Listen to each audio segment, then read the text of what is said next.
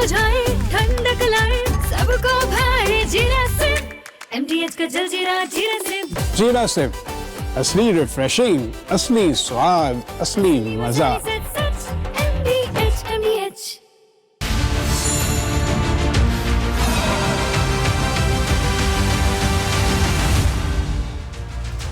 नमस्कार, बहुत बहुत स्वागत है आपका। आप देख रहे हैं राष्ट्र सर्वोपरि। मैं हूं आपके साथ शिवांगी ठाकुर। हॉकी, जिसने भारत को दुनिया में सबसे ज्यादा गौरव दिलाया, आज उसी हॉकी की नई जर्सी सियासत का नया मुद्दा बन गई है।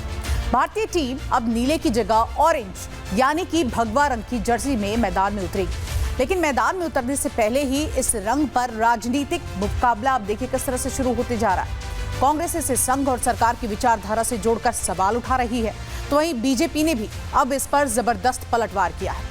बीजेपी ने कहा कि इस देश का दुर्भाग्य है कि पाकिस्तान की भाषा कांग्रेस को अच्छी लगती है, लेकिन हॉकी प्लेयर की भगवा जर्सी उन्हें बिल्कुल पसंद नहीं आती। विवाद बढ़ा तब हॉकी इंडिया ने भी इस पर रुख स्पष्ट किया और कहा कि यह फैसला राजनीति नहीं है, बल्कि खिलाड़ियों की जरूरत को देखते हुए लिया गया है। आखिर जर्सी का रंग क्यों बदला गया और रंग बदलते ही इस पर सियासी रंग कैसे चढ़ा, अब आपको दिखाते हैं।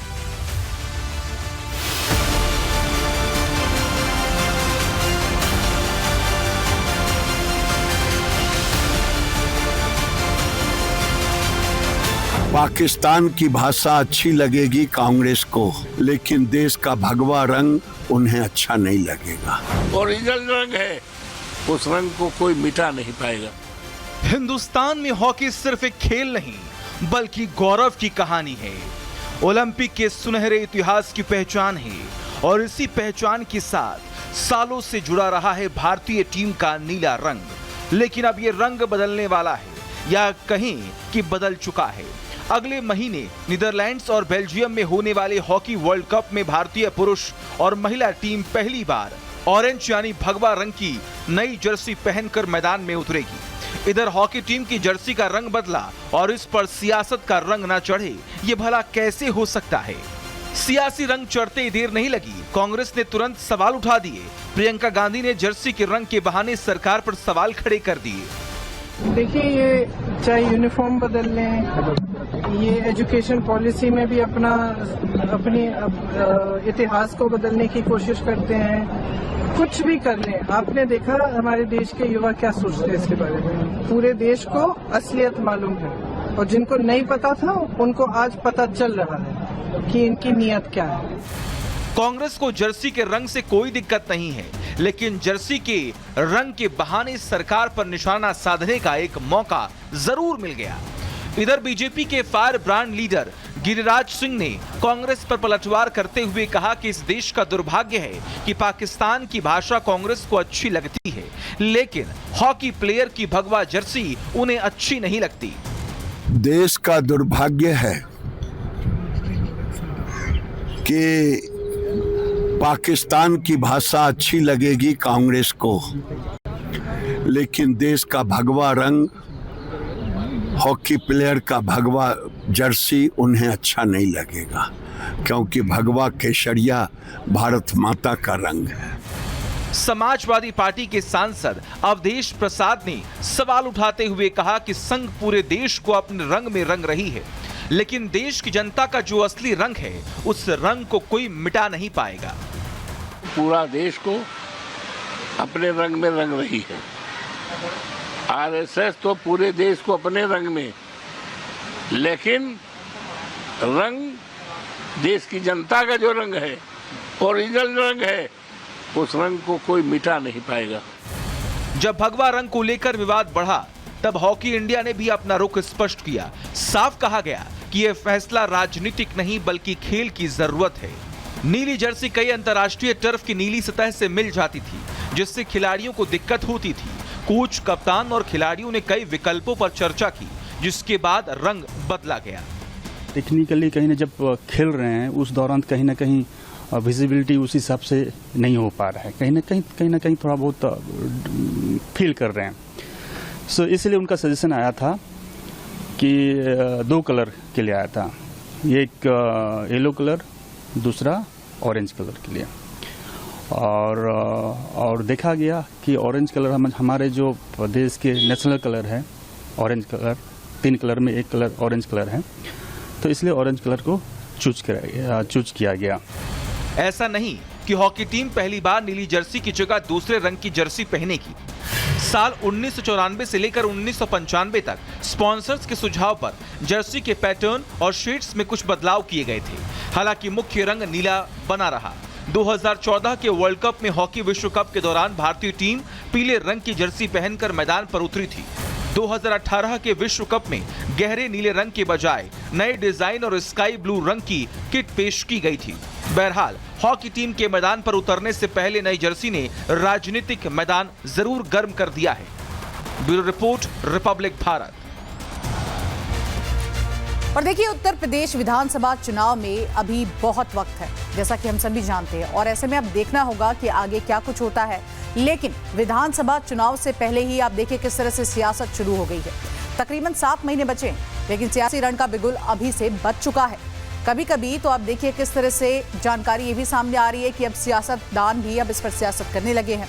माफिया मुख्तार अंसारी के प्रभाव वाला गाजीपुर आज मुख्यमंत्री योगी आदित्यनाथ के सबसे बड़े राजनीतिक संदेश का मंच भी बना। विकास परियोजनाओं के उद्घाटन के साथ योगी ने माफिया पर अपनी कार्रवाई को सरकार की सबसे बड़ी उपलब्धि बताया। समाजवादी पार्टी पर तीखा हमला भी बोला और 2027 की चुनावी मुकाबले के लिए साफ संकेत भी दे दिए।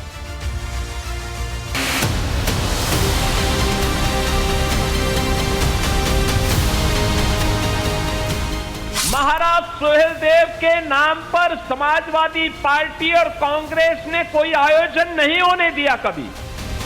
गाजीपुर की धरती और मंच पर मुख्यमंत्री योगी आदित्यनाथ। कभी माफिया मुख्तार अंसारी का गढ़ रहा गाजीपुर में सीएम योगी पहुंचे थे। यहां विकास कार्यों की सौगात दी और विपक्ष पर ताबड़तोड़ प्रहार किए। विपक्ष को घेरने के साथ साथ माफिया को लेकर भी योगी ने एकदम कड़े संदेश दिए। सीएम ने कहा कि अब अपराधियों के लिए या तो सिर्फ जेल है या फिर जहन्नुम। जब यूपी में सत्ता की कमान संभाली थी तब वादा किया था कि माफिया को मिट्टी में मिला देंगे और जनता से वो वादा पूरा करके दिखाया। ये माफिया किसी के नहीं होते, ये हमेशा समाज का खून चूसते हैं, गरीब का शोषण करते हैं, व्यापारी में भय और दहशत की स्थिति पैदा करते हैं, बेटी की सुरक्षा के लिए खतरा पैदा करते हैं।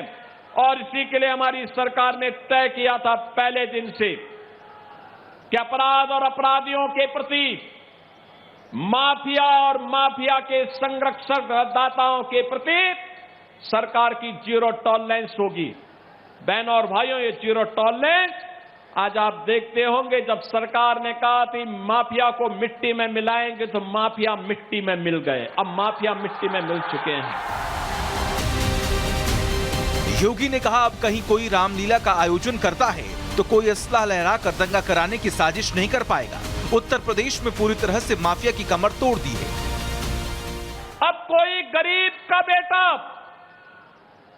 किसी कस्बे में रामलीला का आयोजन कर रहा होगा तो कोई वहां पे असला लहरा करके दंगा करने का दुस्साहस नहीं कर पाएगा। उसे मालूम है अगर दंगा करवाया, रामलीला के मंचों को पवित्र करने का दुस्साहस किया तो फिर कहीं पे मिट्टी में दफन होना पड़ेगा किसी समय।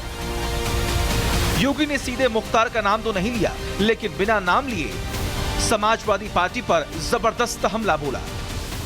सत्ता के संरक्षण में पल्ले माफियाओं ने किस निर्ममता और बर्बरता के साथ कृष्णानंद राय समेत यहां के 7 युवाओं की निर्मम हत्या कर दी थी। याद करिए, सारे प्रमाण होने के बावजूद उन माफियाओं को सत्ता का संरक्षण प्राप्त होता रहा। लेकिन आज हम कह सकते हैं माफिया को कोई संरक्षण नहीं मिल सकता, और अगर कोई संरक्षण देगा तो उसकी दुर्गति तय है, इसको भी हर व्यक्ति जानता है।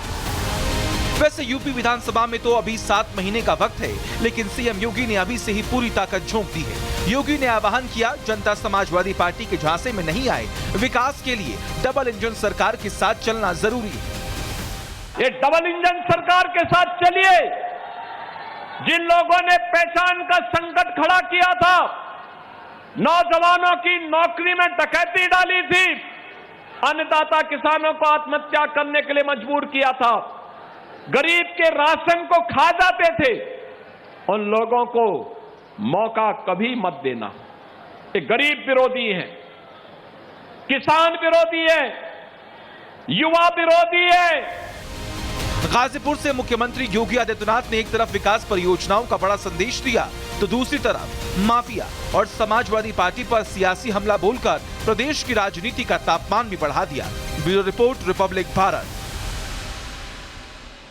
कांवड़ यात्रा की शुरुआत के साथ ही इस बार जोरदार सियासत शुरू हो गई।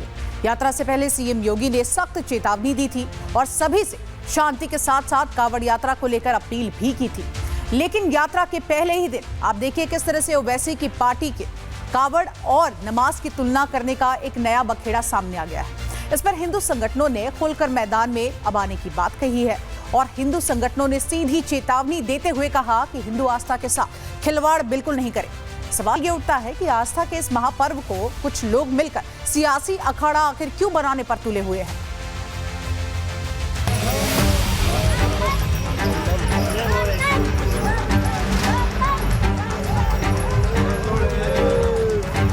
हर हर महादेव, बोल बम और बम बम भोले के नारों के साथ सावन का पवित्र महीना शुरू हो गया है। देश भर में शिवालयों में आस्था का उत्साह और शिव भक्ति का महासंगम देखने को मिल रहा है। देश भर में कांवड़ यात्रा अपने पूरे रंग में नजर आने लगी है। शिवालयों तक जल पहुंचाने के लिए लाखों श्रद्धालु आस्था की इस यात्रा में शामिल हैं। भगवा वस्त्रों में शिव भक्त सजे हैं, कंधों पर कांवड़ है और जुबा पर बोल बम के साथ कांवड़ यात्री आगे बढ़ते जा रहे हैं। रास्ते में अभी तक के कैसे इंतजाम? बहुत बड़े इंतजाम है। इंतजाम अच्छे हैं, कहीं कोई दिक्कत नहीं है? कोई दिक्कत नहीं है। सारे झूठ बोले हैं, बोले हाँ वैसे बोले क्यों? चलिए अब जरा हर हर महादेव, कहाँ से चले हैं आप लोग? कहाँ से? हम हर की पौड़ी से बोले। अच्छा, कहाँ जल अर्पित करेंगे? पलवल। पलवल। तो अभी लंबा रास्ता है, कैसे इंतजाम, सारी चीजें सही है? बोले सब सही है। हाँ। कांवड़ यात्रा शुरू होने से पहले ही हर साल की तरह इस बार भी जोरदार सियासत होने लगी थी। फिर मुख्यमंत्री योगी आदित्यनाथ ने इसको लेकर कड़ी चेतावनी भी दी थी। साफ साफ संदेश दिया था कि कुछ लोग इसमें बाधा पहुंचाने के लिए पूरा जोर लगाएंगे, लेकिन आस्था में बाधा डालने वालों से कानून सख्ती से निपटेगा। छोटी छोटी बातों को लेकर के कहीं हुड़दंगई नहीं होनी चाहिए। याद रखना, ये सभी हुड़दंगई या कहीं कोई गुंडागर्दी होती है, इस प्रकार के दृश्य, कोई अनुशासनहीनता होती है तो इस प्रकार के दृश्य, जितने भी विरोधी हैं ये सभी लोग एक नोट करके रखेंगे और फिर कांवड़ यात्रा को पूर्व की भांति प्रतिबंधित करने के लिए लोग एन केन प्रकारेण तमाम अन्य जगहों से दबाव बनाने का प्रयास करेंगे। योगी के सख्त आदेश के बावजूद कांवड़ यात्रा शुरू होने से पहले ही ओवैसी की पार्टी AIMIM ने इसको लेकर सवाल उठा दिए थे। फिर योगी ने सख्त चेतावनी दी। अब कांवड़ यात्रा जब शुरू हो चुकी है तब AIMIM ने यात्रा को लेकर बेतुकी बयानबाजी शुरू कर दी है। AIMIM नेता शादाब चौहान ने कांवड़ यात्रा और नमाज की तुलना कर दी और ये कह दिया कि यात्रा के लिए मांस की दुकानें बंद कराई गई, लेकिन रमजान में शराब की दुकानें बंद नहीं की जाती। हिंदू संगठन मुसलमानों की दुकानें चेक कर रहे हैं, ये अधिकार उन्हें किसने दिया है? 2 मिनट की नमाज पर बड़ी बड़ी बातें कर रहे थे और कहते थे कि हमने नमाज बंद करा दी। मुख्यमंत्री जी, आप बताइए कि भारत के संविधान में कहां प्रावधान है कि एक आस्था व्यक्त करने वालों पर आप कार्रवाई करेंगे और दूसरी आस्था व्यक्त करने वालों पर आप सरकारी पैसे से फूल बरसाएंगे? आइडेंटिफिकेशन के नाम पर मुस्लिम दुकानदारों की दुकान पर जा रहे हैं, चेक कर रहे हैं, उनको किसने अधिकार दिया? वो कौन होते हैं? दूसरा, कहा कि श्रावण मास में इस अवसर पर मांस की बिक्री नहीं होगी। अरे भाई, आपकी आस्था है, क्या शराब पर भी आप पाबंदी रमजान के महीने में लगाएंगे? नहीं लगाते हैं। AIMIM के इस बयान के बाद माहौल गर्म हो गया। हिंदू संगठनों ने इसकी कड़ी निंदा की, सीधी चेतावनी दी कि कांवड़ हिंदुओं की प्राचीन आस्था है, इसकी तुलना नमाज के साथ कैसे की जा सकती है। और राष्ट्रीय सर्वोपरि में मेरे साथ आज जितना ही। देश और दुनिया की तमाम बड़ी खबरों को देखने के लिए आप देखते रहिए रिपब्लिक भारत। चमकी चाट से क्या बना है? सैंडविच, लस्सी और छाछ। हर घूंट में चमकी चाट, ड्राई फ्रूट और दही बड़े, चमकी चाट से स्वाद बढ़े। असली स्वाद सिर्फ चंकी चाट।